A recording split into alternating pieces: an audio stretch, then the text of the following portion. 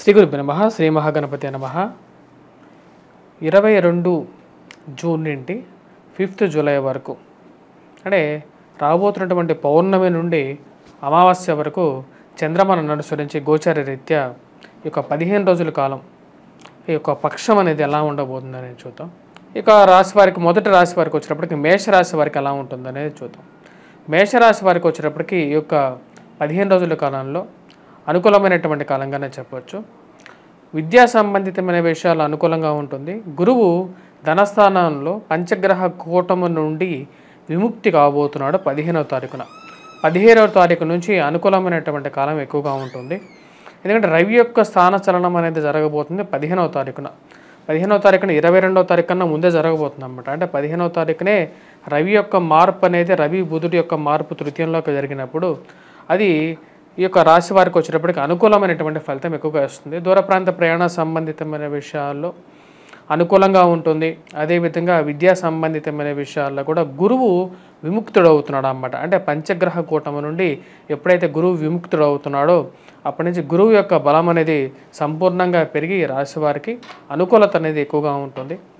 విద్యా సంబంధితమైన విషయాల్లో అనుకూలంగా ఉంటుంది. స్పెక్యులేషన్స్లో ఇన్వెస్ట్మెంట్స్ అనేది లాభించే విధంగా ఉంటుంది. అంటే స్టాక్ మార్కెట్లో ఇన్వెస్ట్మెంట్స్ లాభించే విధంగా ఉంటుంది. ఈ రాశి వారికి వచ్చేటప్పటికి జన్మరాశిలో సంచారం చేస్తున్నటువంటి కుజుడు అంత యోగ్యకారకుడు కాదు. మేషరాశి వారికి వచ్చేటప్పటికి జన్మరాశిలో ఉన్నటువంటి కుజుడు రీత్యా కొంచెం జాగ్రత్తలు అనేది కావాలి. సుబ్రహ్మణ్యేశ్వర స్వామిని పూజించడం అనేది ముఖ్యమైనటువంటి సూచన. కుజుడు ఎప్పుడైతే జన్మరాశిలో సంచారం చేస్తాడో అప్పుడు ఆరోగ్యపరంగా కూడా కొన్ని ప్రతిబంధకాలు ఉంటాయి. అదేవిధంగా కుజుడికి త్రిపాద దృష్టిలో చతుర్థాన్ని అష్టమాన్ని కూడా చూస్తాడు అన్నమాట.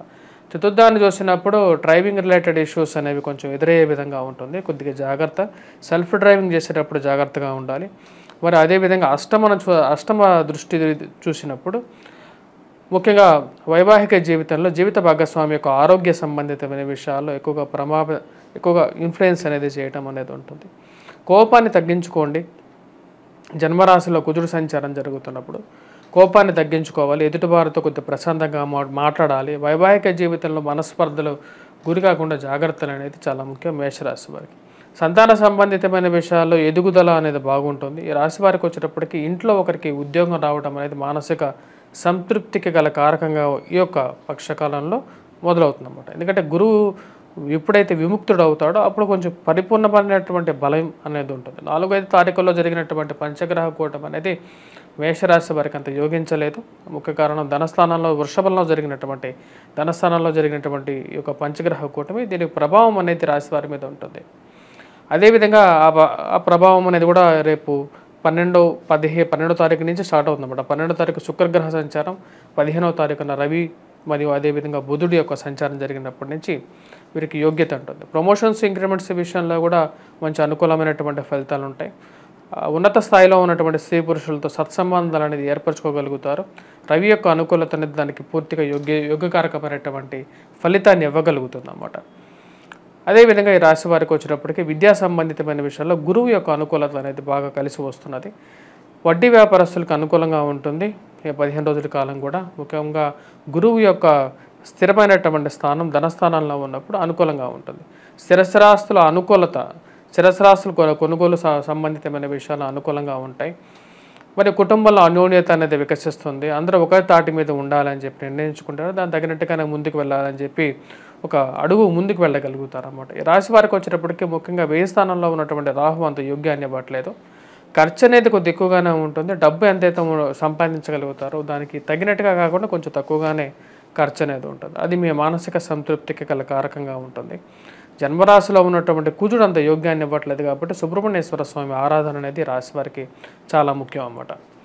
మరి అదేవిధంగా వివాహ ప్రయత్న సంబంధితమైన విషయాల్లో ఇందాక చెప్పినట్టుగా ఇక రాశి వారికి వివాహ ప్రయత్న సంబంధితమైన విషయాల్లో ముడిపట్టడానికి ఎక్కువ అవకాశం ఉంది. గురువు ఎక్కడైతే మంచి స్థానంలో ఉంటాడో అప్పుడే వివాహం చేసుకోమని చెప్పి శాస్త్రం చెప్పింది. దాని ప్రకారంగా ఈ రాశి వారికి వచ్చేటప్పటికి అనుకూలమైనటువంటి స్థానంలో ఉన్నటువంటి గురువు పూర్తి యోగకారకుడు. ఇది సంతాన విషయంలోనూ యోగిస్తుంది. అదేవిధంగా వివాహ ప్రయత్న విషయాల్లో కూడా అనుకూలమైనటువంటి ఫలితాలు ఎక్కువగా ఇవ్వగలుగుతుంది అన్నమాట. పోటీ పరీక్షల కోసం ప్రిపేర్ అవుతున్నటువంటి విద్యార్థులకు అనుకూలమైనటువంటి కాలంగా చెప్పొచ్చు. ఎందుకంటే గురువు యొక్క యోగ్యత అనేది బాగా కలిసి వస్తుంది. అదేవిధంగా ఈ యొక్క రాశి వచ్చేటప్పటికి గురు దృష్టి అనేది చాలా ముఖ్యం అన్నమాట. శత్రు సంబంధితమైన విషయాల్లో గురు దృష్టి ఎందుకంటే గురువుకి పంచమ దృష్టి, భాగ్య దృష్టి అనేది 2 ఉంటాయన్నమాట. ఈ 2 విషయాల వల్ల వచ్చేటప్పటికి రాశి వారికి శత్రువుల మీద విజయాన్ని సాధించడం అనేది అనితర సాధ్యంగా ఉంటుందన్నమాట. ఈజీగా సాధించగలుగుతారు. వారి మీద ఎంత పెద్ద శత్రువైనా సరే వారి మీద విజయాన్ని సాధించగలుగుతారు. అదే భాగ్య దృష్టి వచ్చేటప్పటికి రాజస్థానాన్ని చూస్తున్నటువంటి గురువు ఉద్యోగ సంబంధితమైన విషయాల్లో, నూతన ఉద్యోగ ప్రయత్న సంబంధితమైన విషయాల్లో స్టెబిలైజేషన్ ఇవ్వగలుగుతాడు అన్నమాట. మరి అదేవిధంగా నూతనంగా వేరే చోటకి వెళ్ళాలి, వేరే చోట నూతనంగా ఉద్యోగ ప్రయత్నాలు చేయాలి అనుకునే వారికి కూడా అనుకూలంగా ఉంటుంది. నూతనంగా వెళ్ళిన కంపెనీల్లో కూడా కొద్దిగా స్థిరమైనటువంటి పొజిషన్ అనేది వీరికి పొందగడం అనేది జరుగుతుంది అన్నమాట. మీ యొక్క స్వజాతకాలంలో ఎటువంటి పరిస్థితి ఉందనేది ఒక్కసారి పరిశీలించుకున్న తర్వాత దాని తర్వాత ఈ గోచారం అనేది సెట్ అవుతుంది. గోచారాన్ని పూర్తిగా నెగ్లెక్ట్ చేయడానికి లేదు. గోచారం అనేది అంటే మీ యొక్క జాతకరీత్యా అనేది దీని యొక్క ఫలితం అనేది ఎక్కువగా ఇంప్లికేట్ అవుతూ ఉంటుందన్నమాట. మరియు అదేవిధంగా ఇక రాశి వారికి వచ్చేటప్పటికి ముఖ్యంగా వ్యాపార ప్రయత్న సంబంధితమైన విషయాల్లో అనుకూలమైనటువంటి ఫలితాలు పొందగలుగుతారు. రియల్ ఎస్టేట్ వ్యాపారస్తులకు వచ్చేటప్పటికి కొంచెం ప్రభావం అనేది తక్కువగా ఉంటుంది. అంత అనుకూలమైనటువంటి ఫలితంగా గోచరించట్లేదు. అదేవిధంగా గవర్నమెంట్ రిలేటెడ్ ఎగ్జామ్స్ రాస్తున్నటువంటి వారికి, పోటీ పరీక్షలు రాస్తున్నటువంటి వారికి, ఐఐటి ప్రిలిమ్స్, జిప్మర్, నైపర్ అలాంటి పోటీ పరీక్షలు ఎవరైతే రాస్తున్నారో వారికి కూడా విద్యార్థులకి అనుకూలంగా ఉంటుంది. రెట్టించిన ఉత్సాహంతో పనిచేయగలుగుతారో కార్యాలయాల్లో కానీ మంచి అనుకూలమైనటువంటి కాలంగా ఈ 2 వారాల సమయం అనేది నడుస్తుంది.